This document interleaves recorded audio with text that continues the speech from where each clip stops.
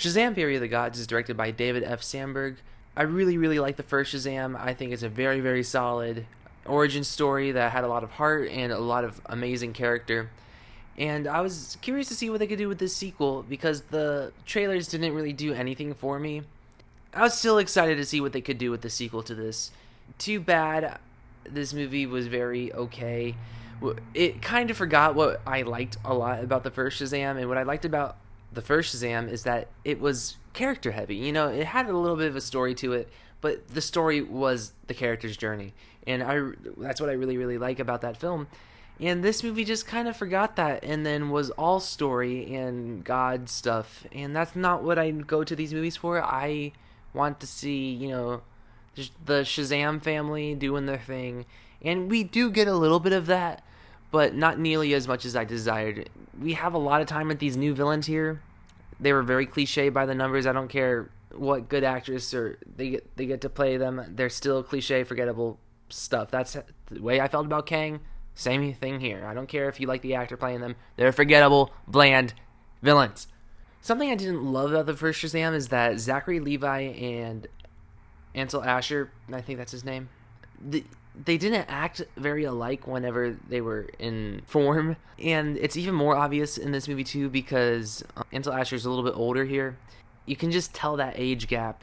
What's weird about it is that when Billy Batson is in child form, he acts more adult-like, and when he's Shazam, he acts more childish. So it's kind of weird to be like, to go back and forth between the two, but the opposite between each other is a little bit, it's even more obvious in this film. There's nothing really special about this movie, sadly. I wish I had more to say, but nothing about this movie was horrible, but nothing was, good either. I watched it, the humor was fine, some of it hit, some of it missed.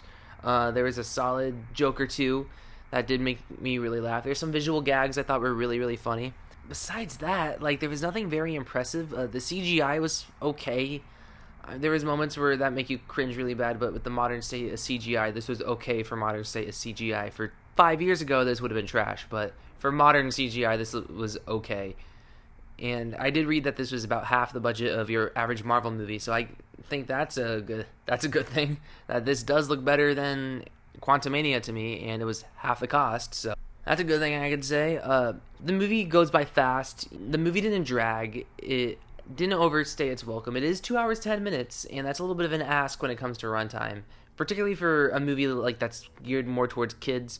And I do think they used the runtime well. The battles were entertaining. It's stuff we've seen before, but they were entertaining. And the movie can entertain. I think this will be a great movie for children. I think children will love this movie to bits.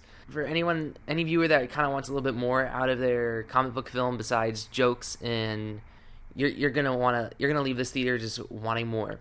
I will say though, I did have a great theater experience because this is the first time I ever was in a theater by myself. Well, not by myself. I took my grandma with me to see this film.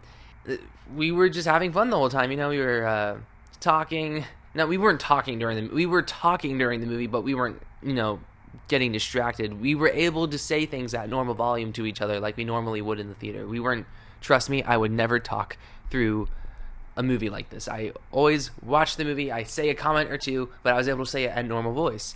And at one point, my grandma she has leg issues, and she needed to stand up. And I was like, then stand up. So, stuff like that was kind of cool, and I think that maybe enhanced my experience a little bit because I was just kind of it was almost like going to my own little special press screening. So it was a lot of fun to see it in a theater with no one in it.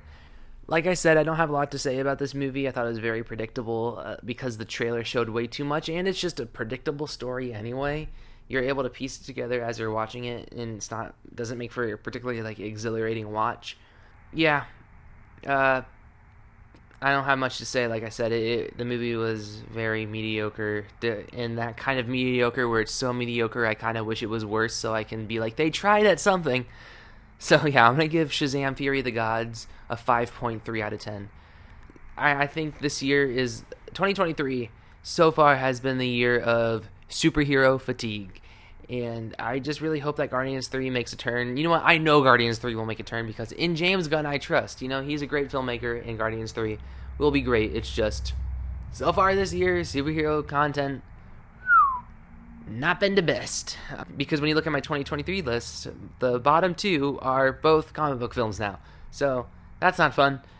But yeah, anyways, comment down below what you guys thought of Shazam Fury of the Gods. I know I feel bad I have not much to say, but I feel like everything else has been said by other critics. I have nothing new to add to this conversation besides, yeah, it was very, very mediocre. Like, and I really don't like when I see movies like this where it's so mediocre, it's just kind of bleh to me. Because I feel like I'm going to forget this movie in about a couple hours once I show my grandma the new Last of Us episodes. So, yeah.